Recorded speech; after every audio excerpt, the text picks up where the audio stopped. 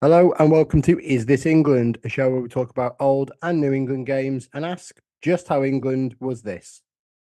Right, what's going on?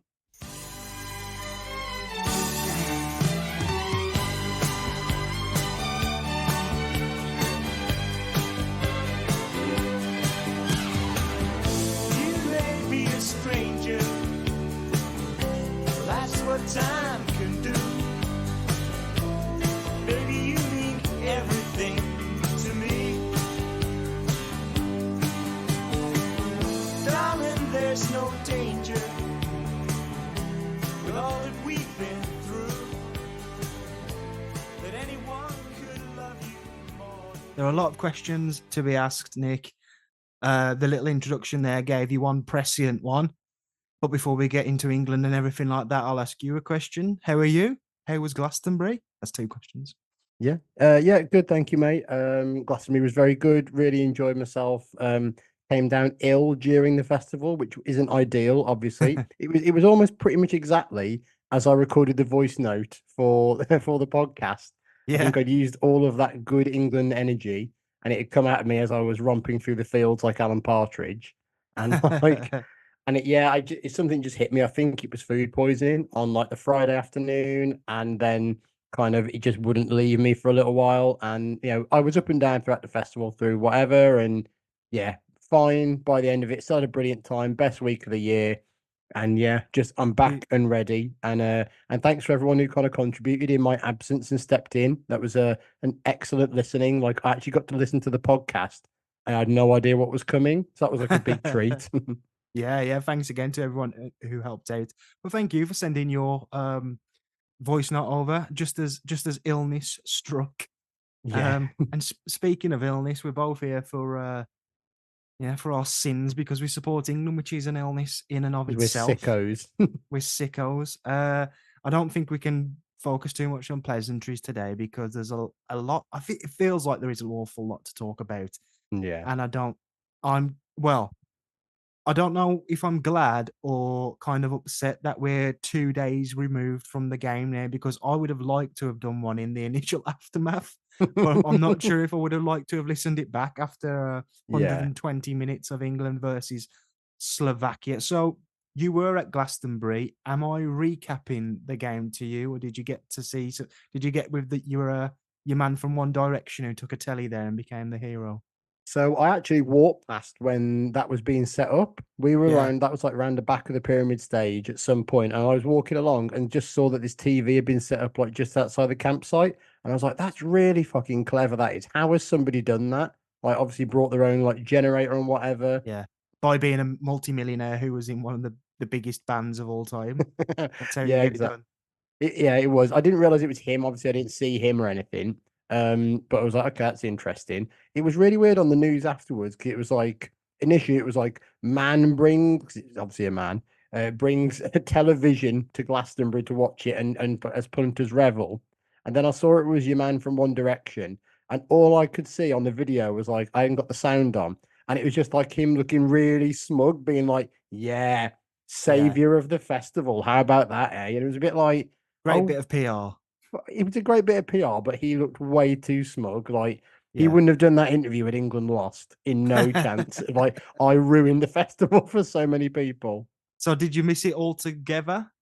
So I basically we were walking through one of the fields at one point, and I was trying to get an update or a signal. I'm pretty sure I asked you, "Can you just tell me if anything happens?" And I was getting like Yeah. live this just in updates from you. We left where we were to get a bit of just some space because it was a bit overcrowded. We went to go watch Brittany Howard on the Westholt stage, and it was pretty dead. So I just got my phone out and was like, "Well, let's see if I can work ITVX player without any form of signal." And it just started working. I was like, "Oh, this is a bonus. This is the happiest I've ever been on ITVX." Yeah. And then I just sat down, started watching it, and then a very nice man called Matt just came over and started asking me the score. And he was like, "Do you mind if I just sit down with you and watch this?" So it was me and this Matt guy sat down. If he ever hears this, he was a lovely man. He was very drunk, like, Oh, and just seemed like he got drunker and drunker as the game got on. Because I think he said he bought a double whiskey and like a very strong margarita. And because I was very sober at the time, because I've been ill, I just kind of saw like what half an hour did to someone who drank all that very quickly, and he just kind of like went on and got a lot quieter and more animated at the same time as it went on. So I did catch like the last 20 minutes and extra time, so I was able Wow. to kind of feel the weird feelings you do. I didn't get the first most of the game though, so you kind of will take that part. The key headline then, I guess, is this isn't the last episode of this series, so to Yeah, speak. You've come back and we're still in the tournament. The house hasn't completely, yeah. been set on fire and demolished. But But something's happening in the bathroom. yeah, so I want to talk about kind of this feeling, which has been quite a common feeling throughout the tournament of initial rage. Few days later, how do you feel? But I feel like this time, for me, the rage has kind of stuck Yeah. somewhat. I am but as we speak, very much like you with your Glastonbury note where you were ill as recording, I am starting to get that sicko in me starting to come out, and I'm starting to get a bit excited for the thought of 5 p.m. Saturday against Switzerland, European Championships quarter final. I think you Does said sound in the bad. last podcast, it may have even been when you were just like, when you follow your club side and you're just like, God, I don't even want to think about that for a couple of days. And then you just slowly get the feeling again. Yeah, But I do think with this, it feels really strange in terms of like almost the further away you are getting from it, it's also like you're still more confused by it all and you still yeah, don't quite know how to feel. And it's like, you know what? Yeah, you'll be up for it because it's an England game and a knockout tournament in a pub. That's kind of what you're more excited about rather than what the football's going to be. yeah, definitely, definitely, and it's almost a bit of a sod it now. Let's just embrace what a I'm going to say shit show it is. I'll as you say, you missed some of the games, so Slovakia, in my opinion, could have been 1-0 up inside a couple of minutes, and I can't remember the specifics, but I definitely remember instantly within about 30 seconds of kickoff thinking, "Oh, they're not on it today. Why has it taken Kyle Yeah. Walker 45 seconds to turn around and pass back to Jordan Pickford?" And I feel like Slovakia got a chance, and then when they did score, it wasn't really a surprise. The game itself, again, was one of those turgid affairs that we've seen all tournament involving England. Not putting all the blame on them. There was the moment with the nearly 2-0 Slovakia goal from the Mm, halfway line, which would have outdone Robert Green, I think. Not blaming Jordan Pickford, but I think embarrassing England at tournament moments. I'd put yeah. Robert Green probably up there in my lifetime, as in specific kind of moment, not a result, but like something that contributes to a result. It's one of Look, those really weird, almost could only happen to England moments. yeah, Like, yeah, and it's one of yeah, those things of like, whoever, I mean, again, it's hard to slightly put the blame on one of the two players that probably were to blame, like yeah, that mix-up, but like them getting mocked up on the back of the sun or something, like yeah, it was yeah, very close to that happening. definitely. And from there, really, I would say I was absolutely terrified and angry and insane emotions about the lack of substitutions and change in the team. And I had fully given up by about Mm. 50 minutes into the I'm not joking. I gave up when we were knocked out to Iceland. I literally gave up the second Iceland went ahead.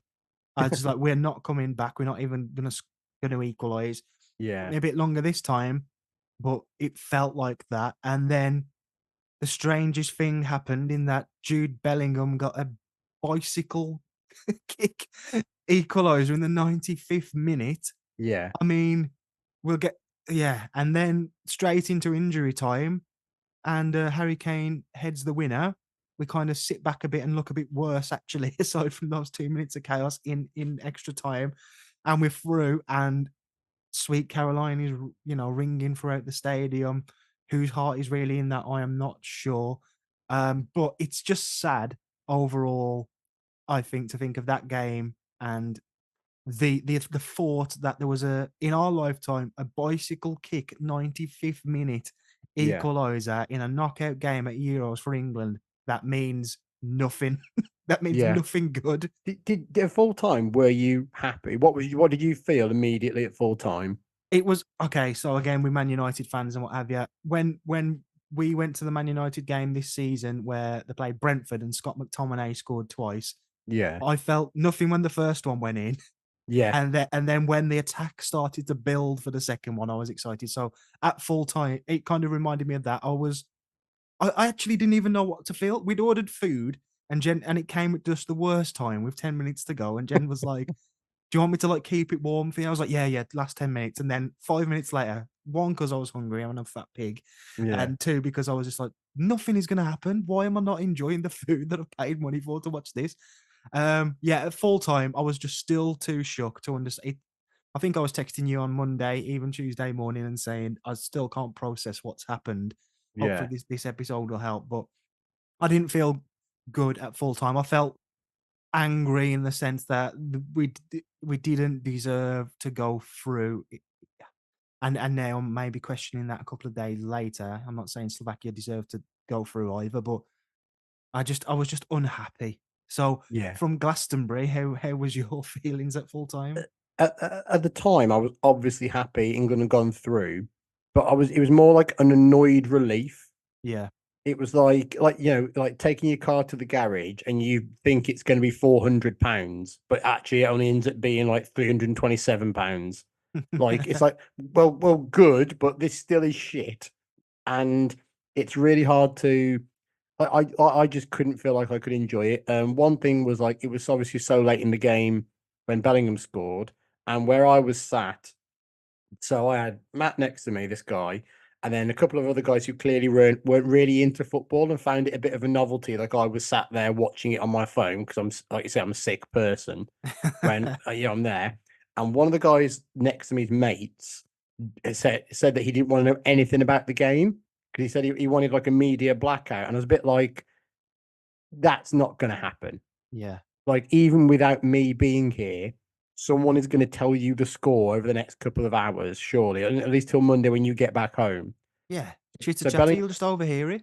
Yeah, exactly. But so Bellingham's goal went in, but just before that, about 20 seconds before, I heard someone next to me in the crowd kind of murmuring, like almost like, "Oh, Bellingham, Bellingham," and I was a bit like, "Is that a Did this goal? happen in the What?" Denmark game as well for you? Yeah, so that's another goal I've not been able to enjoy. Oh, mate, you But gotta like I watch heard Saturday that, Live. and then like the overhead kick happened, but I was very conscious of the man next to me didn't want to know the score, and Oh, then Matt just turned to me and just went, "Wah," and just started going yeah. absolutely mad on me, and I was a bit like, I almost kind of did like the shush motion to him, like, "Shh, don't Mate, you're very celebrate." considerate of this guy who wants the media blackout. I know. I think it was just the sobriety in me, and Yeah. just like like just this weird feeling. So it was like 30% of me was expecting it, 30% of me felt I had to be quiet. The other bit was just like, they're still in it. This is good, but that now it's extra time. And in fairness, when it went to extra time, I did feel England were just going to win it. It felt like the momentum was with them. It was They were gonna very they were gonna get another un-England just to through sorry, yeah. having the players on the pitch, really. It was very un-England to score so early into extra time, wasn't it? Yeah, like It was almost shockingly instantly, early. wasn't it? Yeah. But Um, also, like, that's the thing of like, have you scored too early in extra time, which is just insane, really, as well to think about. But lift I off. think Saki kind of had like one chance after that, and I was watching the game like the way you do when you're clearly distracted. Of like, you keep your eye on it whenever you can, but if you're talking, you just kind of glancing down to make sure that it's not near someone's goal. Yeah. So you just kind of like, "Oh, I don't really know, I don't really know." But yeah, I was just more annoyed and relieved that they went through, but so I many issues and problems along the way with it. I watched the game with my brother, and I texted him earlier today saying I actually just feel sad that I didn't get to like you came round, we watched the game together, Mm, and I feel sad that I didn't get to enjoy it because I was so pissed off, yeah, because he and was actually more positive than me, and and he's that's usually not more negative. yeah, that's not us though. Like, there's a lot of England fans or like football fans who almost kind of like revel in like angriness about it all, and Yeah, that's absolutely not what we do. We kind of are like painfully positive about a lot of things, especially like when it comes to England and all that. And I just feel like it's happened with us, and we're kind of like for maybe the one of the few times of like have become what a lot of the nation have, where weirdly, the longer England have stayed in the tournament, the angrier we've got. But they keep going through. And I in know. theory, this should be like we're in the quarterfinals. People should be ending teams meetings with it's coming home. Instead, the feeling I get is like everyone's just sharpening their tools. Like Yeah. finally, so they can go full in on England and the manager, which kind of happened after the Denmark game. But we're all having to kind of like hold it in, and it's not being healthy No, it's not because it's just healthy. been because it's just been so bad on the pitch. Yeah, impossibly bad. I mean, let's talk about. I think where do you want to start? Do you want to start with the manager? Do you want to start with some? I think maybe the players because I just feel like we may have cursed things. I know England were already cursed, but the amount we've stuck up for Southgate, the Yeah, amount that we've gushed over Kyle Walker, uh, Jo- um, not John Stones as much. Declan Declan Rice, Rice. definitely. Bellingham and Kane, and just they're all playing shit. Foden, do you remember when we said in the after the first game, look, Foden's so good, it's worth sticking with him for at least 4 games. Well, that prison sentence is over. Get him Time's in up. the team. Yeah. Time's up, Phil. You're I off. regretted saying 4 games about 20 minutes into the second game. No offense. Nah, he has been one of our better players, but that is such a low bar that But it even means even nothing. even Sunday, I was watching. It was like a totally different player to what you're seeing. Like Yeah, as much as he was trying to get on the ball, he made so many bad decisions.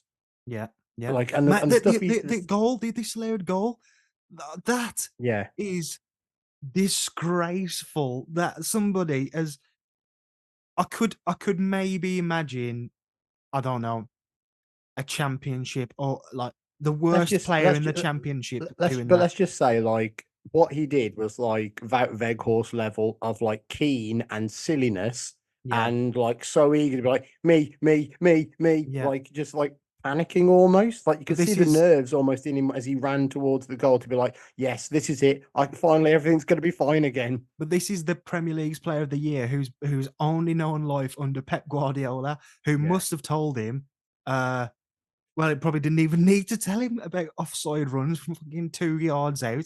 It was hilarious because it was Trippier and Foden who have been our biggest disaster of the tournament, that partnership, Yeah. combining for the goal, and then it was ruled out.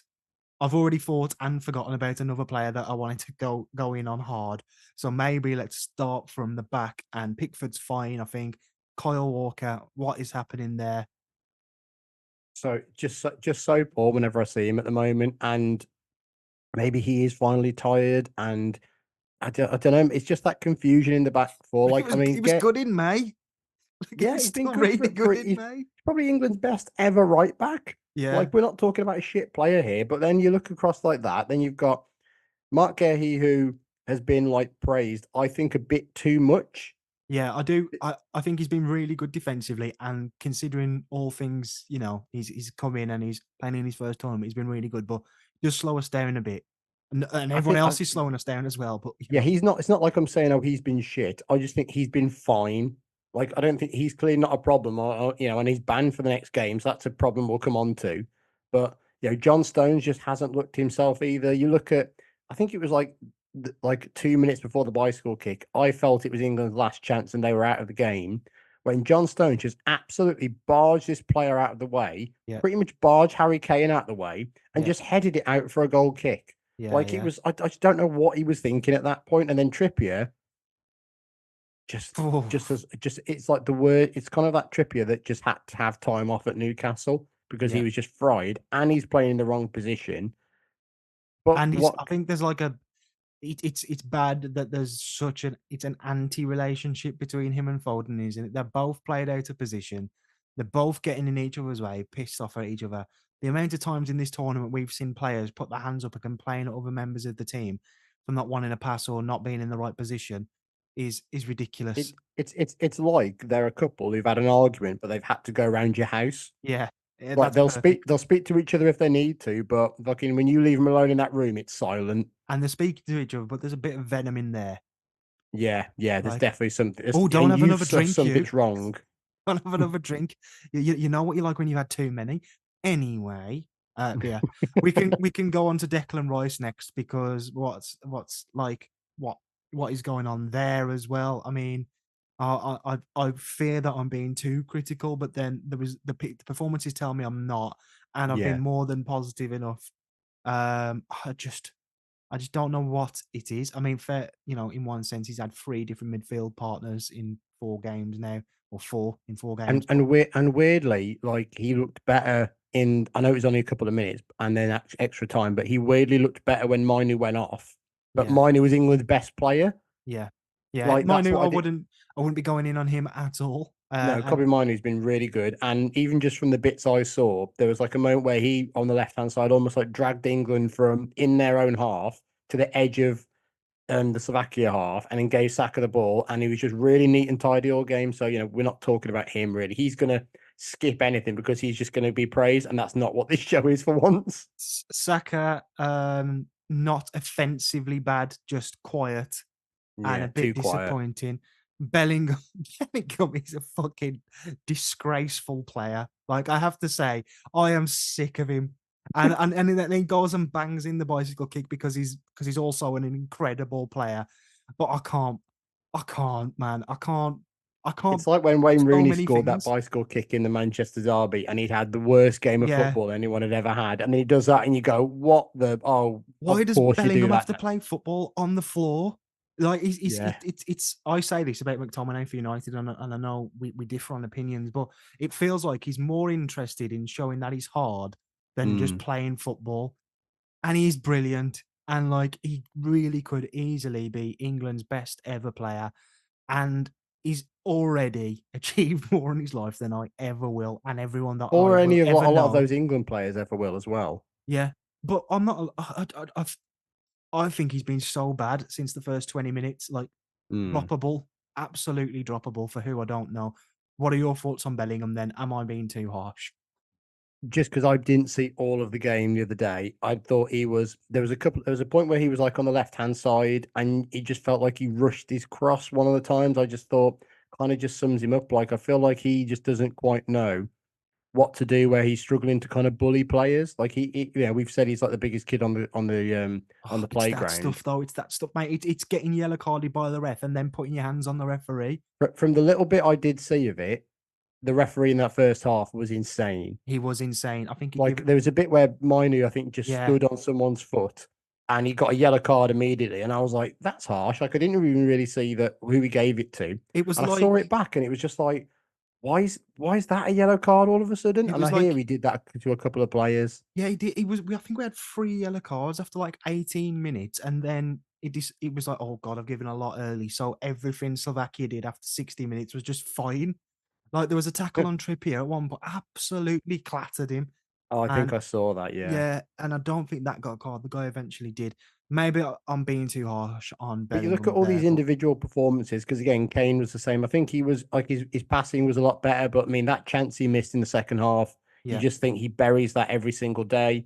Even like even the shot from Rice, which comes back to him and he knocks wide or over or whatever it was, even that you feel like he scores that most of the time because he's just did you so see? instinctive. Have you seen the Kieran Trippier shot from the first half? I've not, thankfully. No, I've heard it Okay, was that is the worst cataclysmically shot. bad. Yeah, the worst shot that has ever been taken in all of football.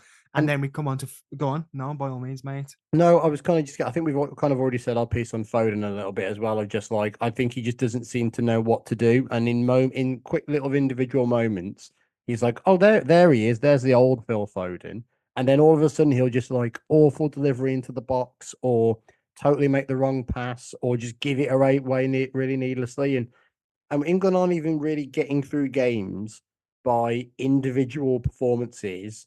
Like, I tell you what, fucking Bellingham has dragged us through that game, or what a bit of skill from Foden to win it, or anything like that.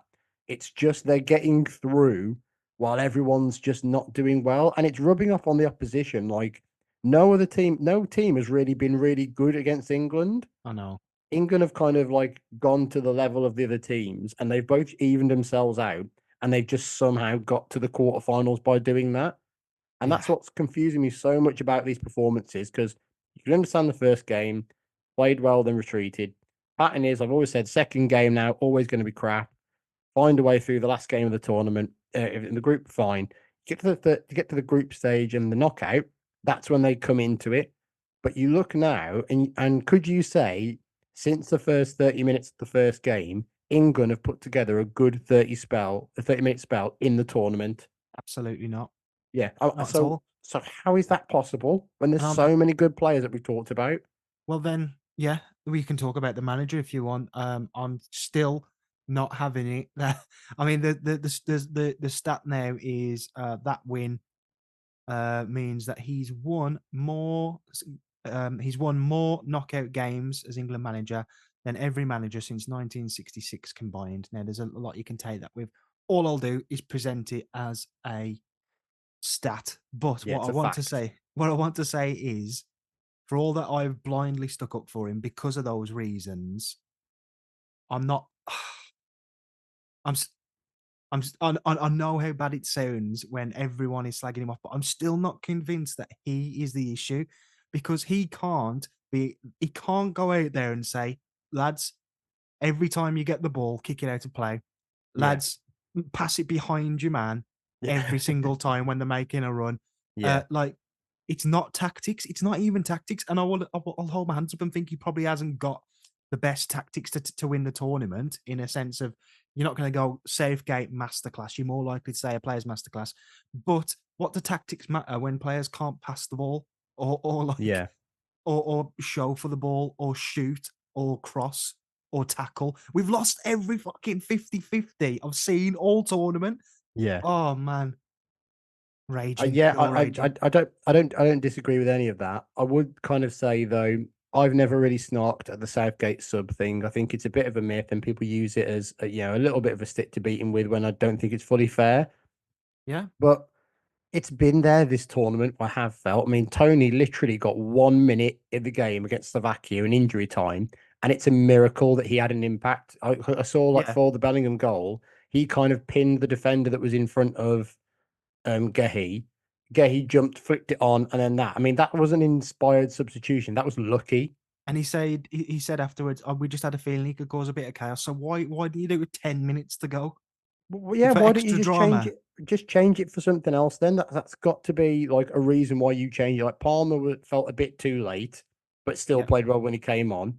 Maybe if you give these players a bit more time, like I do think that is like a massive issue. Like definitely, I just definitely. Maybe even start them. this is like I feel this is the weirdest tournament I've ever watched England in. It's like an amalgamation of all the other tournaments, but what did break the matrix was that Bellingham goal, Yeah. so to speak. Like there's shades of 2010 in there. That game was Iceland all over again. We've Mm. had there's just a lot that I think back and it's like, oh god, it's like that or it's like this. But on Safegate though, in mitigation for what we both said, and we can talk about him a bit more, but I'm just remembering all the points that I've tried to that Mm. I haven't written down over the last 2 days. Substitutions, late, shocking to some extent. Yeah. Uh, but Tony did pay off, and Bellingham and Kane, who he should have come off, stayed on and got the goals. You So can did he do you the can right thing? you can kind of understand keeping Bellingham and Kane on because they're your best players. You've got a better chance of winning the game with them on the pitch. You look at something like Ronaldo the other night, where it was like detrimental he was still on the pitch. I don't think either of them have been that. My problem's been the starting 11 stuff and just really refusing to address that there's been any problems. I mean, after the first game, not bringing in Minu for the second game, I found odd for Alexander Arnold. Alexander Arnold hadn't worked for 2 games, so Southgate then picks Gallagher in the third, which is wrong because he didn't pick Minu. Minu comes on, looks a lot better, and he's again we said best player in the last game. Sticking with Phil Foden, even though he had the excuse to leave him out of this game that's just gone because he Yeah, went home and he just go, oh well, we didn't want to put pressure on Phil and all that, so you can just leave him out. Seems weird. Sticking with Saka for 4 games running when he's had like little impact, and when no, Palmer came on against Slovenia, looked so good and changed how England were looking to attack. Gordon's got 4 minutes this tournament, four yeah. minutes, and surely you've been crying out for him to play at some point. I know, mate. I know.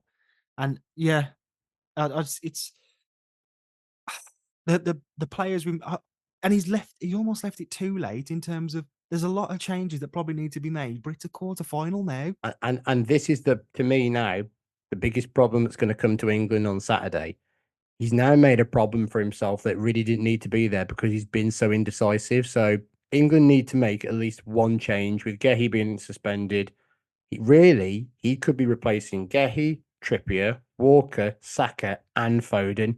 And you cannot make 5 changes to your starting team in a quarter final in a major tournament. That would be mental. But it feels like it's what he needs to do, but it would be mental. Yeah. Yeah, And that's like what you say, that's the but that problem can't that's been work. created. But sure, yeah, Maybe. exactly. It really can't work. If Trippier's fit, he's going to play. If Walker's fit, he's going to play. Don't say this. Don't say But he this. is. That's just the thing because you've got now. Is it going to be Conser or Gomez who are going to come in at centre back because we need to?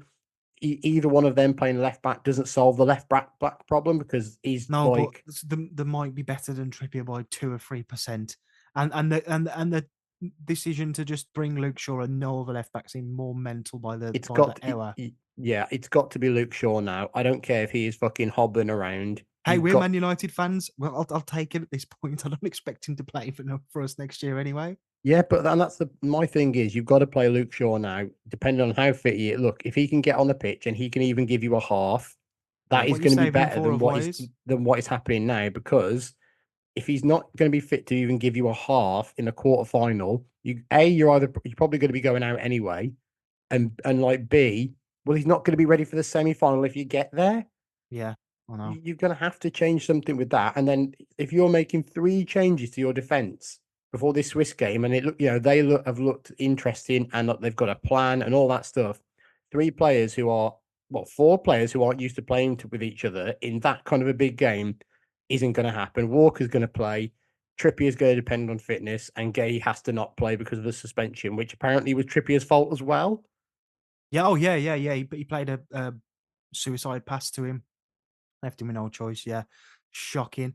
But I think we can I put think we're Slovakia in the kind of rear like mirror. we're kind of like we're almost there with the vent. I feel I don't know what else is there to say at this point, but No, we can look ahead. Oh, actually, though, we can't finish talking about the game by just slagging England off because uh we did get the win yeah, and it was horrible, but it was also quite glorious in the fact that Jude Bellingham, who by the way, I actually feel really guilty for what I've just said about him. Like I do think he's been crap, but yeah, to pull that out of the bag is maybe why he could go down as one of England's better players of all time because I've never seen an England player do that in such a moment.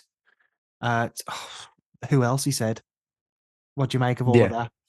um, yeah. I mean, I I feel maybe in like years to come, I'll feel differently about it, but simply because I was in that weird atmosphere, I feel like that's not really one of my moments. Like I can't almost like remember Yeah, the joy and the revelry. Like you think of something like the Columbia shootout win, like that to me is something I'll always remember and like love.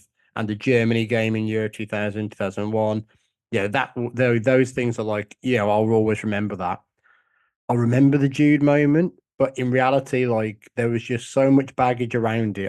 I really kind of struggle with it, but that will go down as an all-time England great moment, last minute and all that, yeah. and amazing skill to be able to do it.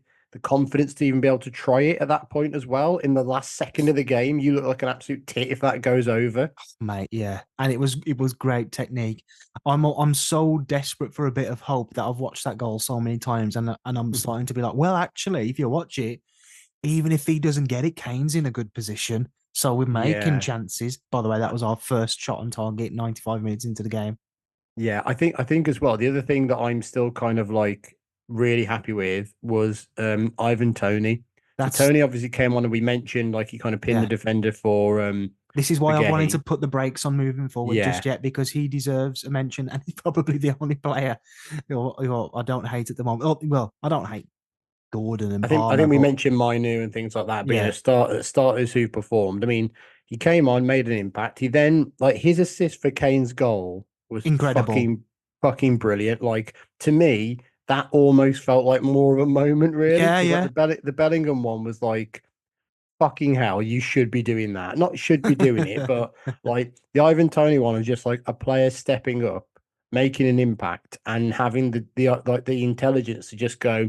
Like the Eze shot was obviously going well wide, Yeah, but just to not kind of like do what Stones did and just like towards like get it on the goal like yeah. that. The reaction time was amazing, and just hoping somebody was in there. And That you always is, find like sometimes with strikers, they kind of know where they want the ball. So yeah. they'll go, well, if I was in there, this is where I'd want it.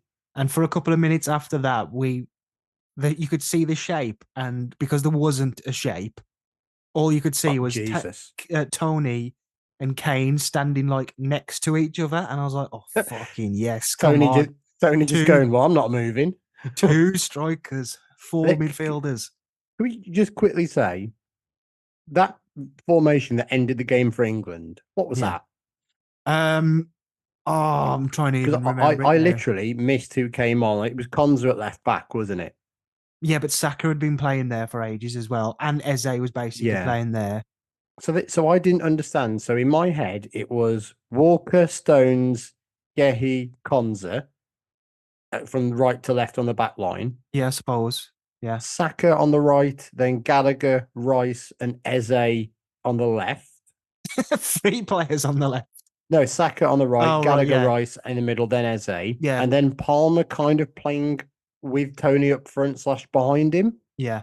Yeah. That's what it kind of. That's how I literally had to see I mean, that is who the got subbed chaos. off. That is the chaos of knockout football, and I appreciate that. And Conser did well when he came on as well. But Yeah, like it was just chaotic. I did like to see Tony and Kane up front. I was like, God, give me some of that. But yeah, yeah, Tony definitely deserves a mention. But we should move forward. England yeah, versus Switzerland is 5 o'clock on Saturday. A perfect time for this game because yeah. the crushing defeat means that he'll be over by about 8 o'clock, and you can Yeah, go home and stop drinking then, perhaps, or carry on if that's what you want to do. you Um, won't have as bad a hangover as if it was like 8 o'clock because yeah, if it's 8 o'clock and then it's 10 o'clock and then you're still in the pubs, you're like, fuck it, I'm having another one. yeah, At least with the 5 o'clock kickoff, you'll be done for around 8 just yeah, before. So you kind of go, sorry, so about 7 you'll be done. So you kind of go, you know what? Stay for one more. Then you know what? I've got stuff to do. yeah, I've got to be getting. I know it's Saturday night, and maybe it'll be the revelry of an England win, so you feel like stay out for a bit more. But at least you've got an option then of like, right, train's back here. I wanted to get back for a certain time, or you've got yeah. shit to do. Well, that's it. I've watched every game at home in my front Mm, room, and I was just like, I just want the tournament's passing me by in that regard, and I'm happy for it because one, I get to spend time at home and watch football with mm, George, even though he doesn't give a shit, but it's yeah. fun, and yeah, two, saving money, I Mm. suppose, and then just yeah. But I'm like, no, I need to. It's probably going to be over. So let me Just have that once, yeah, kickoff at the start of the game. yeah. When it all seems possible. Yeah, England have faced Switzerland 27 times in total. They've won 19 of those, drawn 5, and lost just 3. Three Lions have won the last 5 meetings between the two sides. None of this is fucking important. And haven't tasted defeat against them since a World Cup qualifier in May 1981. I feel like I remember in recent times winning a penalty shootout against them where Jordan Pickford took a penalty. Yeah, Nations League, I think. Yeah, yeah. I just think of Switzerland, England as like the most boring qualifying games you've got no memory of. Well, Like no one has. we've done our ranting, really, to be Mm. fair. And that doesn't mean we have to completely blinker and be positive, but there's some strange stuff going on in this tournament. I mean, as we speak, it wasn't long ago when everyone was going Austria are gonna win, and they were 1-0 down inside a minute against Turkey. Um, so there's a little bit of a chain reaction I want to put past you. Yeah. Okay. England played Slovenia in the group stage and drew 0-0. Hmm.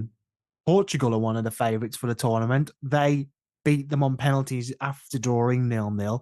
So Mm. England are as good as Portugal. Yeah. Maybe even better because we might have scored in extra time. Uh, Belgium, who are a good team, let's not get that wrong. They held on very close with France, who are the favourites or were at the start of the tournament. and it was Mm. only a late on goal that separated them. France still haven't scored a goal of their own from open play, I believe. Yeah. But Slovakia beat Belgium, who held France yesterday. Slovakia beat Belgium in the first game. Yeah. So are we fine? Because we're doing well against the teams who are holding the favourites, you know, It's so weird, isn't it? Because you feel like the better teams are not as good as maybe what we all thought, and except the for worst Germany. teams kind of yeah, and the worst teams are probably better than what everybody thought. It feels like they're way Maybe better. maybe England just had the hardest group and we never knew. I know, yeah. God, that group, man, insane, wasn't it? There was only one win, wasn't there, in the whole group, and that was Yeah, the Serbia game. That seems a yeah. long time ago. It does. I mean, there are like you say, there's been weird kind of upsets, but then like certain teams are able to just like stroll through, and we've seen Spain and Germany really have been the two standout teams with all their knockout stuff done as well, and they're going to play each other like pretty soon. So one of them's going home. Yeah, and Switzerland were in that group with Germany and finished second, and Yeah. Switzerland drew 1-1 with Scotland in that group. And looked pretty bad. I watched that game and Switzerland didn't look good in it at all. I watched the Hungary game, and they beat Hungary in the end quite convincingly, but Hungary didn't look great either. I think Switzerland lost to Germany, which fine, people Mate, can do that. the drew with Germany. Well, Germany this scored a this is what I mean. 92nd minute equaliser. So Switzerland are better than we all thought. They beat Italy, and from what I've heard, they kind of wiped the floor with Italy, really. Yeah, really did. Really did. So But they England are also playing one drew of with the better Scotland teams. Yeah, and in look bad. That's what I mean. in a that was the second game, so that was the big one, really. Yeah, Yeah, yeah. it's so confusing, man. And that's just the way this tournament seems to be going. I mean, I'll tell you what though, quickly, Friday night, filthy football, isn't it? It's Germany v Spain at 5 o'clock, then Portugal v France at 8 o'clock. That is proper filth, that isn't it? I may have to be may have to be like looking at my phone under the table when we're out for that, I think. Oh, fair play. It's my Um, partner's birthday that day. I hope he won't mind me saying this, but my brother was gonna. Well, they had tickets to book to see Megan the Stallion or Oh the yeah, yeah. Stallion The Stallion, I think. at the Etihad. Who knew? Hmm. Who knew? Hmm. Yeah. Commander Stadium crowd. Apparently, it's her first gigs in the UK ever. It was supposed to be this Saturday, so when we're playing Switzerland, but it was rescheduled to the day of the final, and they said you can have a refund if you need it. And my brother, despite buying those tickets for him and his partner, has taken the refund on the off chance that England get through to the final. Oh man. Well, I'm at a day festival in Moseley that day of the final. And Oh, but they said they're going to show the England game. yeah. Well, sorry, they're not going to show the England game. They're going to show the final if England get there, So is what they're nobody will going be to do. watching the music, then, or you'll have Yeah, the most intimate music experience if you're a fan there. I know. It's such a weird, confusing thing because I don't even know if I'd want to be there. Yeah, Like, really, like nobody I know apart from a partner who doesn't really care about football. Like, do I want to be there with just random men again? Not really. I did that at Glastonbury and it was confusing. yeah. We're thinking way ahead of I us. know, yeah. It's just silly admin that we have to think of, isn't it? But yeah, Switzerland, I mean, like we said, better than what everyone thought. A really tough game for England. I genuinely like have no idea what's coming because if this tournament is going the way that we feel others had gone in the past, this could be like England could just turn up for this game. I think we found in I previous know. tournaments, there's like quarterfinals or certain games we think like remember the Sweden quarterfinal, and then there was the knockout game against Senegal, and we were Yeah, a bit like, calm down, everybody, let's just see what happens. And by the end of it, England strolled to these games. yeah. But I don't then feel like saying calm down, everybody. Let's see what happens now, though. fucking wake up. I feel like saying 4-0 Switzerland, take my word for it, and I'm not joking. They do have a good, yeah, and I do agree with what you're saying. There's no, I would be lying if I said there wasn't a part of me that thought this is still a good draw for England. Yeah, of Like course, yeah. they do have a good team. Some are in goal. highly rated, very much so. Akanji, brilliant defender, to be Mm. honest. If you can fit into that Man City team in defence, except for if you're John Stones or Kyle Walker, you're And be the brilliant. standout defender for City last year. Really, he was their best defender. Yeah, and Bolo's having a great tournament. Xhaka, he's having the time of his career, Yeah, and they just have these, and Shaw as well from Newcastle, but they have players who you just know are going to turn up on the day and look really good, and we'll be yeah, like, okay, where do they play? Oh, they played for Dortmund for 6 years and they've won everything yeah. going, you know. Yeah, mixed bag though. It's not bursting with stars, that team, but they are coming in high on confidence. I think the manager said. Did you see what the manager said about Italy afterwards? Something about like if they as soon as I saw the formation they were playing, I thought we'd destroy them. Yeah, I think he said the team said that basically. We as soon Right. yeah, that they had prepared for what happens if Italy line up like this, as well as other variations, but they Mm. knew that that was the weakest one, which is the one Italy chose. And then he said, yeah, we were confident we'd smash them. Whereas England have not been saying anything like that. I don't. No, We've looked at the reaction throughout this tournament. I'm not doing that today. Flipping no, heck. Because I don't even know what to make of it. It's all just a mess. But Gareth Gareth needs to have a reaction with the starting 11, and not too much of a reaction though, because that's mental too. Like you just don't know what you've like kind of yeah. what the good point is. Like what is actually the sensible thing to do? You'll change one of the defenders. If Trippier's Oh fit, would you? If Trippier's fit, would you play him? no, So and I you wouldn't so play you Kyle Walker, and I would. so you're gonna Oh so you're basically you're changing three of England's yeah, back four I for a know. knockout game against Switzerland. Is that a sensible thing to do? No, but we have been criminally bad, but not been letting in the goals. But that's partially luck in a way as well. I don't know, but Well, I listened. okay, I okay. listened, but I would definitely change Trippier. And if he starts Kyle Walker, that's not the end of the world at all. He's done enough to not be dropped in terms of yeah. his what he's got behind him. But like Trent Alexander-Arnold might be a good option because we can't create a chance. And I can't keep doing with this play Walker on the left. I just really can't because it's just sending me wild because he No, never fucking plays there. I'd So play why Joe. would you do it in this game? I'd play Joe Gomez there, and I'd play Concert at centre back with Stones. And then Kyle Walker keeps his place somehow. I heard that Gary Neville was having an absolute Oh my fit god, I about shit still myself not then. being able to like getting Alexander Arnold in the team somehow. It's like he Yeah, was he in the was. team. He wasn't very good. He was. Yeah, he was. Yeah. I thought you were going to say I've heard Gary Neville's in with a shout of coming back in. Now it's almost like the point is to win the tournament, and Southgate doesn't care, and nor should he, about how that's achieved. But you're sick of it. You want to see something different, and Trent is different to Walker. I think he's a worse defender by Hmm. a So you want to make this bet, England back line worse, basically. but he's a much better attacker, and we haven't made a chance from across all tournament. Hmm. Uh, Palmer's not Palmer. Foden's not crossing. But Trippier's both of not crossing. England's like Walker's not crossing. Saka's not crossing with any skill or precision. the two England goals in the group stage both came from crosses from the right hand side, but they were both like bumbled in almost. Like Saka's Yeah, cross was deflected, and the Walker Saka thing just kind of fell to Kane, so that wasn't really a thing. So like it's working, but by accident. I don't Then think you you go, can go on. Sorry, well, no, mate. I was going to say, so you're even looking at that, and then you're not even thinking about Foden and Saka. Are you then, if you're making two changes, are you also then bringing Palmer and Gordon in? Yeah, yeah. I would much rather those two changes than the fullback changes. But I think Trippier has to not play.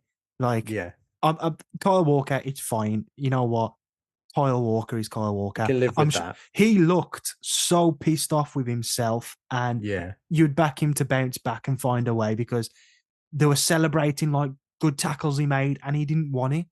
You could yeah, tell he knows I'm putting in a dog shit performance, and it's not good enough. Trippier, I don't think can right now bounce back from it, whereas Kyle Walker can. Let's keep him in the team. But you have to be playing Palmer for his substitute appearances now, what he's done, and you have to yeah, be playing Gordon because of how bad Foden's been, or unless you want yeah. to play Saka on I, or I or tried to do this Palmer on the earlier left. I don't because know. because Palmer is just like you play him in the middle or you play him on the right. You can't play him on the left, in my opinion. Like maybe he'll be able to do something, but I Yeah, just don't think he fits there. So if yeah, you're going to have to play him on the right, that means Foden can't play on the right, which is yeah, kind of like a preferred position for him too. You're not going to drop Rice. You're not going to drop Manu. Bellingham's going to play that 10. I think it's got to be either both or none, weirdly. Yeah, yeah, and I would, Because I don't think he's going to bring just Gordon in because Palmer's performances have warranted the substitute appearances more in a way. Like he's clearly trusts Palmer more than he trusts Gordon. yeah. But I also think I don't think you should go home like wondering at this point. I think for me, I'd be changing the front two, and you're going to have to change the centre back. I don't really care if it's Konza or it's Gomez I, because it's one and the give, same to me. but with the Trippier thing, like, I think you have to take the Luke Shaw. Just gamble. yeah, I but think you have to. he's not. No, but you He's training now. He's if you training now. if you know he's gonna collapse after 3 minutes, you can't play him. It's a waste of a substitution. But again, are they? I think it's now you have to go look. Are you able to do this? You get as much behind him as possible to go. Even if he gives us a half at this point, it's going to be a half where England can progress the ball on the left hand side, make something happen on that, and not have to play Trippier there. Yeah, and we're getting to this point where it's fine. We're just talking about ifs and buts and try this and try that. It's terrible that we've come to this point at a quarter final where not only is it like there's players who, as fans, we really want to see starting, it's like we need, like, just the team as a whole is not doing it. And there's not been anything from pretty much anyone to convince, like, to convince about anything. So we take, as we said right at the start, this is a huge gamble potentially. Even switching three players is a huge gamble in a sense at this point. Yeah, And it's at the quarter final, and we've not He- seen it- enough of other players to know yeah. because the subs have been so late. You know what this team really needs? They need an international break. Like they need like a reset of just like, right, everyone, let's have a week on the training pitch, uninterrupted, and just think about things for a little while. They need like to have been knocked out of the FA Cup 3 weeks ago. So they've got like a spare game week and fuck off to Dubai for a week and Mate, it's just mad. all get their heads in gear. But it's just coming so quickly. If we're going to go all the way, it's Sunday, Wednesday, Sunday. Yeah, That's exactly. but that's good because that's how close we are to the final. I love that we're in a quarter final because it didn't It happen doesn't for feel so like long. it. It Doesn't feel feels like like it. And then you think, you're in like a group, like it feels like you're almost in a Champions League group stage, and you've got to win the last game because you're like under the position of qualifying from the group somehow. yeah, yeah, and uh, you know what I mean? Yeah, he's gonna start Harry Kane. I would love to see Ivan Tony But feature because yeah, that's what it's not even about players. It's about like Kane's not playing like a centre forward, and he hasn't done for years. But like we need to go back to basics almost, man. We need a left winger who runs and crosses, and we need a striker who's physical and fit. it was really surprising how Tony was able, not surprising, but a difference in viewing of how much Tony was able to run and hold up the ball. I mean, he nearly scored really, really late on, and that was all Yeah, his own making, him and Palmer doing that. Kane would never be able to do that for England, but at the same time, you go in, are you really going to bring Harry Kane off? Because the no, team should be supplying him with much better chances and working to his strengths. At least if you've got Gordon on that left-hand side and Palmer, even Gordon and Saka, you go, there's the two runners who Kane can pick out and do all that kind of stuff with and get better delivery in, but they're not, it's just not going to happen. Even like, I think what's going to happen is it'll change Gay, and that'll be it. Because there's oh nothing we've seen this tournament that means he's going to change how he feels. Because if he'd have done it by now. He just would have. If yeah, it's not like this blind faith, because Declan Rice said something afterwards of like, this group, we die for this group, we die for this manager. And there's that closeness of the group, which is great, but it's almost like the closeness of maybe the starting players and the core team. And I'm just going blind faith in them. And the others all, I mean, didn't someone say that Ivan Tony, when he got called over to come on, rolled his eyes? Gareth Southgate himself said Ivan Tony was disgusted with me. That was the words he used. I mean, what? I mean, what's even Because going on with that? it's a prick move to do is to bring him Yeah, on I with a minute agree. to go. Like Hodgson did it against Iceland with Marcus Rashford. Yeah. but at least Marcus Rashford was like 18 years old, first ever tournament appearance or whatever it was for him. Yeah. Ivan Toney's fucking 28 and Yeah, it yeah. scored like so many goals and been a big influence in club football and has looked all right whenever he's played for England. I'm also thinking about his substitutes as well, because just as important as the starters is the substitutes. Well, it partially doesn't matter because he doesn't seem to want to make any, but they've been all over the place during the tournament. A part of me thinks that's smart because players have all had a go. But I was Yeah. shocked when he brought on Tony because he brought on Watkins in the Denmark game. Yeah, what did he see in Tony that could change the game in 1 minute that Watkins couldn't have changed the game in 1 minute? Yeah, That's yeah. what I mean. Like as well, like it was. I remember when Sven took Theo Walcott to the World Cup when he was about 12, and I remember saying at the time he's taking Walcott and he won't play him for a minute in that tournament until the final, and his plan is going to be bring him on in the final Let as a narrative sub to take win it. over.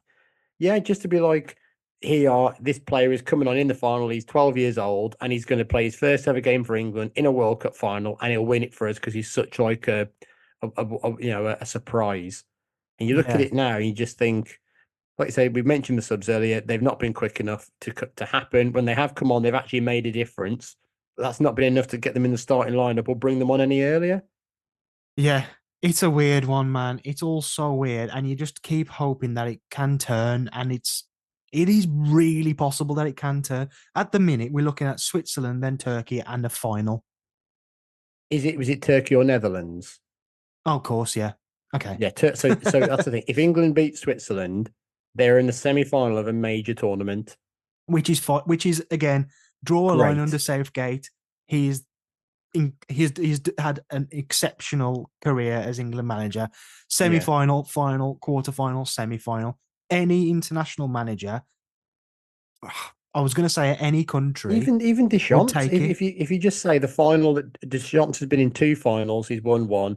They went out in the quarters of the last Euros before this, and then that the two finals have been the World Cup ones, and at the minute they're in the quarterfinals for this one too.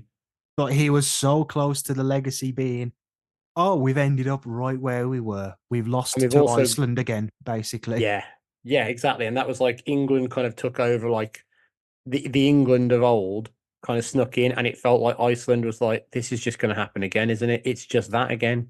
Do you have a sneaky feeling in the back of your head that this is all absolutely hilarious and that we'll win it and it'll be, we'll win the tournament, I mean, and it'll just be, oh, all those times you said, I don't care who we win it, I just want to win it. And we'll This is hate the that manager time. and the team.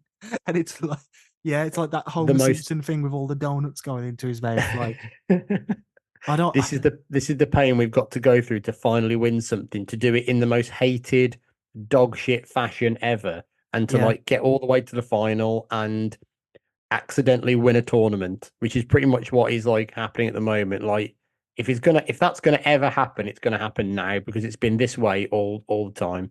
And you just think, we are talking like we would have in 2006 or 2010, and we're due a reality check from a Yeah, team, for a I think football that's reality check. I think that's the thing. That's what you feel in this is like 2006 is kind of what I feel of like it's coming. Don't worry, it'll come. 2010 England kind of scraped through all that stuff. England kind of always felt they were going to get out the group in this one. But yeah, I think 2006 it felt like that too. But it was just like yeah, they've got there, but it's time to start turning up. This is that time. This isn't like the look at the World Cup just gone. England actually played really well in that Oh tournament. no, yeah, yeah, And this is like a totally different England team in terms of that. We're not going into a game against France going, it's 50-50. We're going into a game against Switzerland where you're going, not I don't even know if Switzerland are favourites. I genuinely couldn't tell you. Like in terms of like what not just like, oh, it's England, so they should go through against Switzerland because of the size of the nations and the history. In terms of the team, when you look at how each one are playing, you go, Switzerland have played better this tournament. Wouldn't be surprised if they won, but at the same time, wouldn't be surprised if England snuck one or they coasted it. I just don't know what's going to happen. yeah. Quickly on Switzerland, and we've said this kind of stuff before. Are they a team who will play at us differently, and does that help? Are they more, less likely to kind of sit back and be 10 men behind the ball, which I will say I do think a lot of our opponents have been, and we've struggled with that. Hmm. Um, Or do they go, well, if we do that, we're better, we're better than the other teams on the break, so we can just easily win? Or if they stick with how they played against Italy, it is game over within 15 minutes because they were just the pressing. They looked like the fittest team like I've ever seen. Italy could not get out of their own half, and we can't get out of our own half with 10 men behind the ball. Yeah. And they're all in the opposition's half because it's just, it's like, we're back to ranting again now, but it takes them about 10 seconds to control the ball and like get it from under the feet. Yeah. It's like someone's brought a ball into the office and everyone's wearing like smart shoes and like a tie, and they don't want to actually put any effort in, but they still want to show, I But can it's control all, the ball. but it's also one of those flyaway balls. Yeah, yeah. A crazy man. I simply just don't know what they're going to do, what their game plan is. They clearly have a game plan, but they're kind of almost buggered because they're like, if we don't know what Southgate's going to do, like, have they got a plan almost for like, right, if England make the one change, this is it. If they make 3 to 5 changes, this is it. I think their plan is probably don't worry about it because the team is broken. The team is mentally and physically now broken. Should we wrap it up with some score predictions? Don't even. I genuinely couldn't even tell you what I think it's going to be. I'm going to say. It's probably the first time I've ever done this, but I'll probably say I think Switzerland will go through just because I can't, from what I've seen from the tournament from England, I just can't see them all of a sudden it clicking and going, here you go. This is what we should have been doing all along. I feel, Switzerland 2-1. I feel like this is going to be an all-time one to remember. You don't know. You literally don't know. I don't know either. I started at 5. I'm going to say 3-0 to Switzerland. Fucking hell, this is insane. This is a good team, and we are not right now. I could also predict 3-0 England.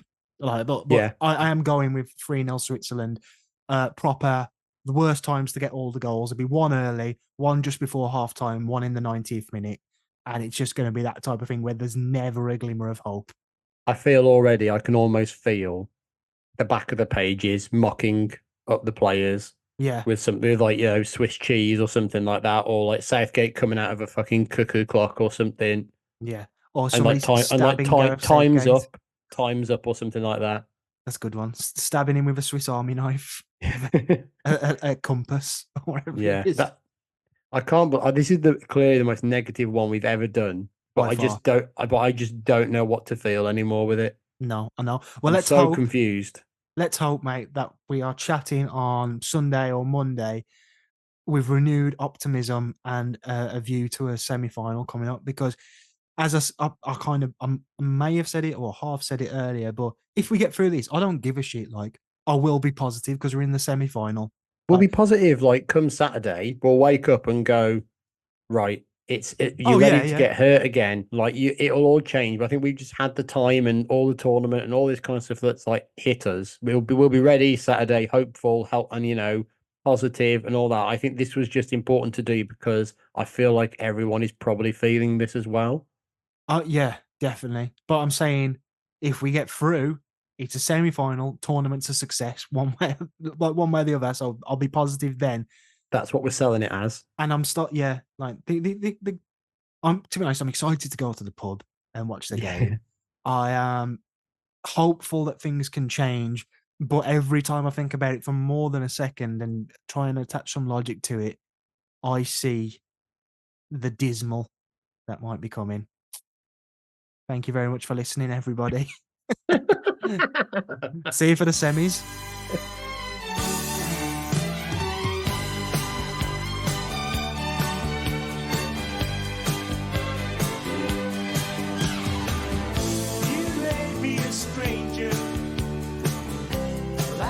Time can do. Baby, you mean everything to me. Darling, there's no danger with all that we've been